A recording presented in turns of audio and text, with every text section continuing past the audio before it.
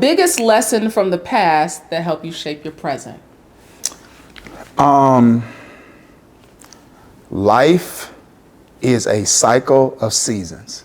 Life is a cycle of seasons. Life is a cycle of seasons. So it helps me, like what my dad would say, keep a level head. I'm not too high on the highs. I'm not too low on the lows, because life is a cycle of seasons. Yeah. Everything must change. Yeah. Very Ecclesiastes, right? Yeah. 100%. Yeah. Very much so. Yeah. All right. So one daily affirmation you live by. One daily affirmation. And I said this because you talked about this in a podcast pretty recently. Yeah, I'm trying to pick one out of the few that I do every day. Yeah. Yeah. So I wake up and I do a few every day. One is I'm grateful that I have a 1% marriage.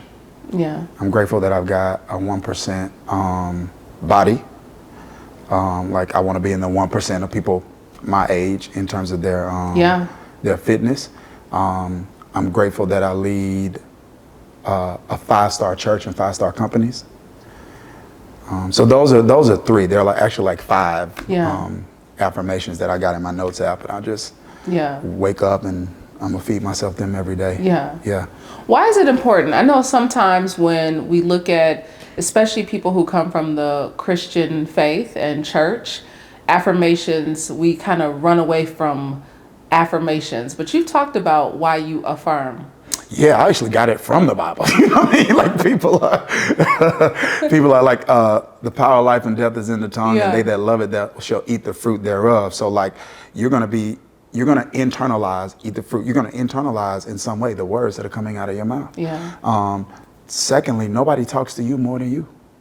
Right? Nobody talks to you throughout the day more than you. So like, what are you saying to yourself? And would you tolerate anybody else talking to you the way that you talk to yourself? Yeah. And faith comes by hearing, and hearing the word of God. And so I believe God wants his best for me. And so those kind of things are me fleshing out, like this is what I'm expressing faith for. You know what I mean? Yeah. And this is what I'm believing for. So I'm putting words that I actually got it from the Bible. It's weird that people...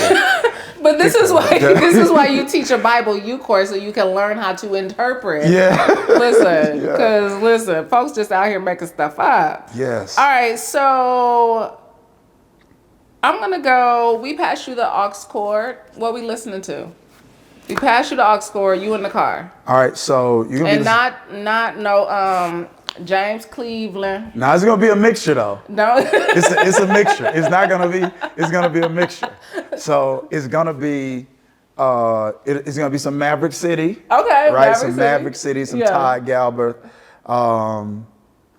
It's gonna be 90s R&B. Okay.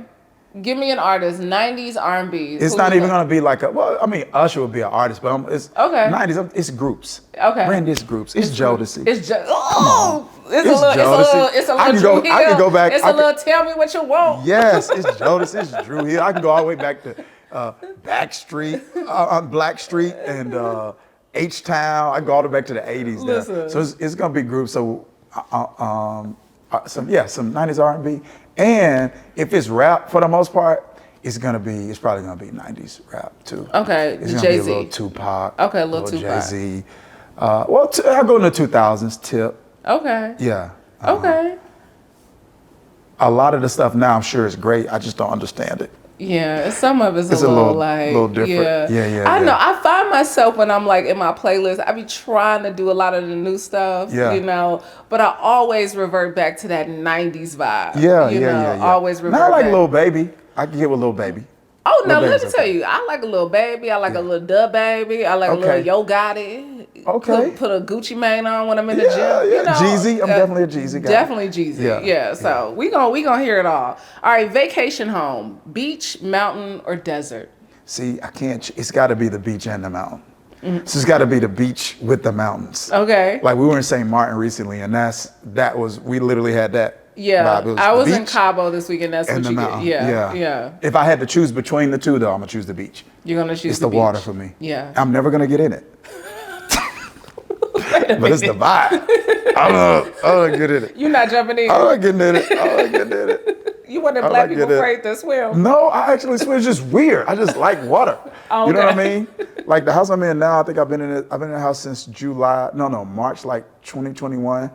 I got in that pool twice, maybe. Okay. You just like to look at it. I like to look at it. I'll sit by it and all of that. Yeah. That's it. I feel you. That's my sister.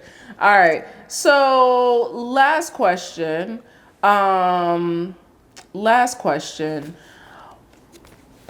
What are you committed to right now? This may sound a little selfish. No, I don't feel like this is selfish at all. I am committed to right now the things I feel most assigned to. And those are really just a few things. So my family first, our church second, and like our company's third.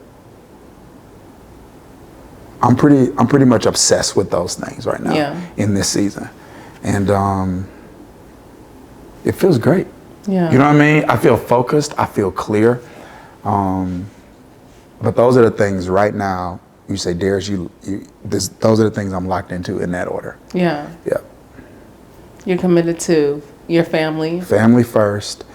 The church second, company's third. And the church second because of the spiritual fulfillment I get out of it.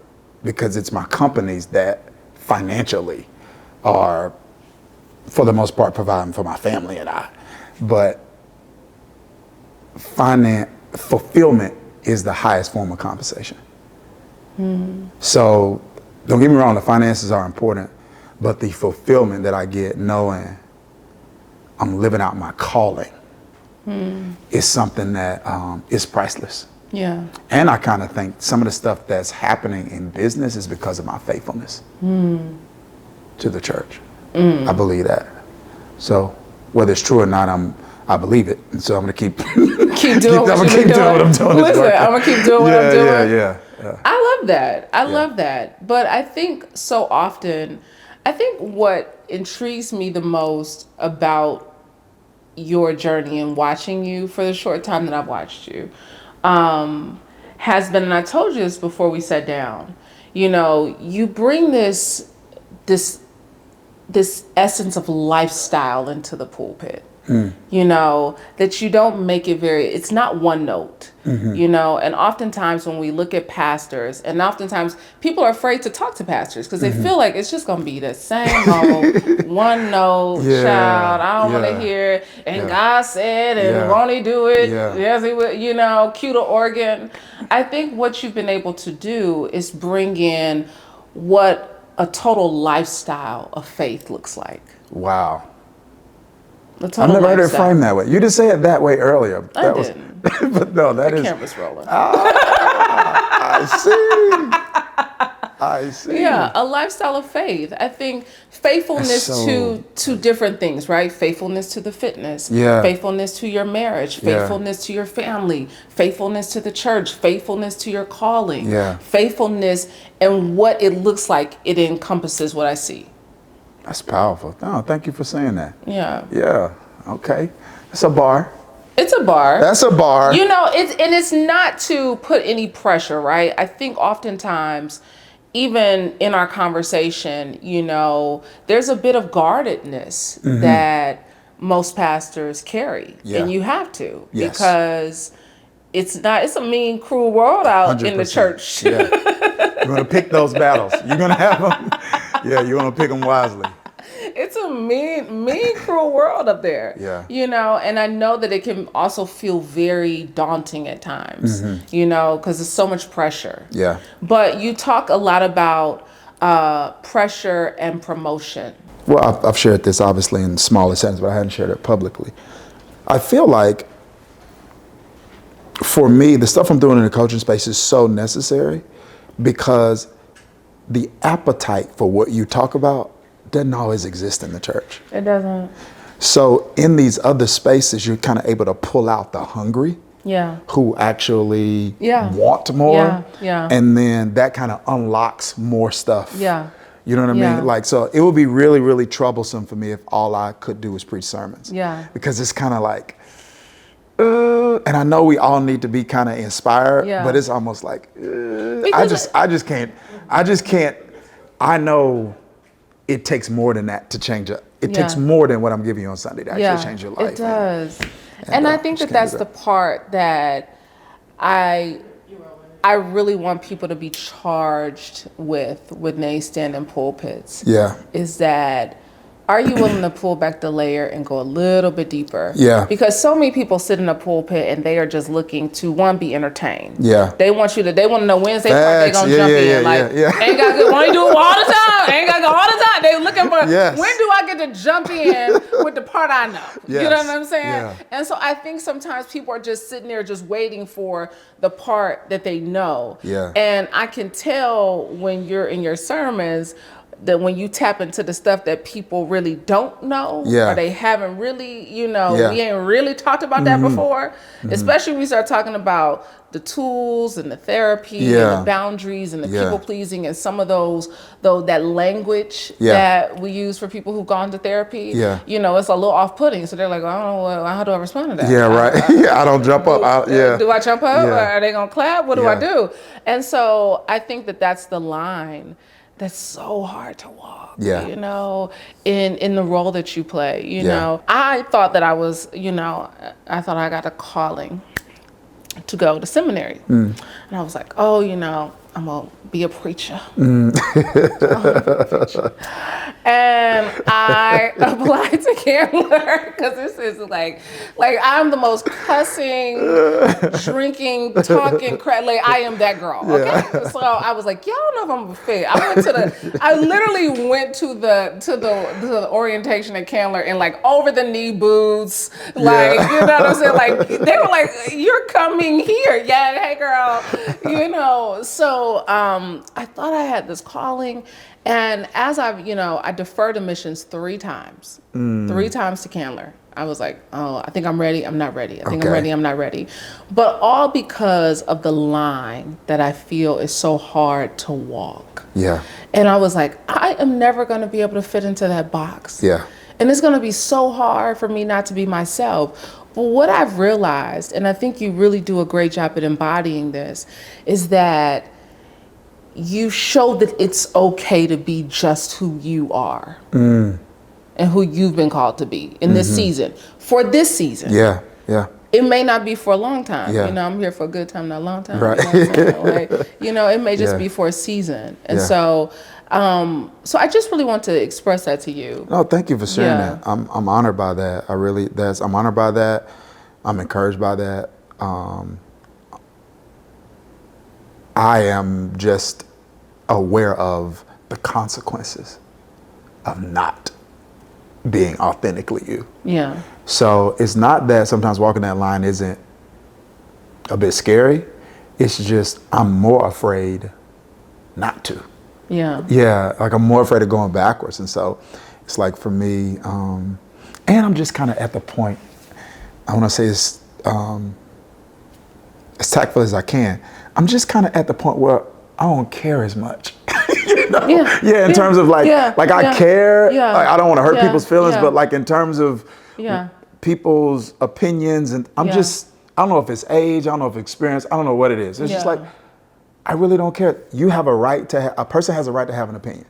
I have a right to determine how much value I assign to your opinion. Yes. You know what I mean? And so I can respect you as a person made in the image of God and have no respect for your opinion whatsoever. And that's okay, right? Yeah. And so I just feel like, I don't know, I don't care as much, and it's so freeing. Yeah, so freeing. Yeah. So look, we want to make sure that you are subscribed to Vault Empowers. Make sure you hit the like button. Make sure you subscribe. And as we close out, I want you to give us some final words. It can be to a person who feels like they have not really embodied their calling. Maybe they are still people pleasing. They haven't found a way to set a boundary. What piece of advice, what final thought would you give those people? I would say you cannot live your best life until you're willing to become your best self. And you can't be your best self pretending to be somebody else. Yeah. That's it. You cannot be your best self pretending to be someone else. Can't do it. Well, look, it has been a pleasure to sit down and talk with you. It's been my pleasure. Thank you so much. You guys, This is such good stuff. I hope you were taking notes, but make sure you are subscribed to Vault Empowers, and we will be sure to keep you posted on who's coming next, because we got some good folks coming on the show. But thank you so much to Dr. Dharius Daniels for sharing your time, your wisdom with us on Vault Empowers. Until next time, y'all, we hope y'all just eat well, give a damn, and move your body every single day. Until next time, peace. What an amazing interview with Dr. Dharius Daniels. I hope you enjoyed it as much as I did. But here's what I need y'all to do. I need you to go ahead, like, subscribe, share, comment, hit the red button and go ahead and subscribe, because you know all the content that we drop over here is fire. So I'm ready if you are ready. Go ahead and like, comment, and share, and subscribe. Get a friend, tell a friend to tell a friend that we are popping over here at Vault.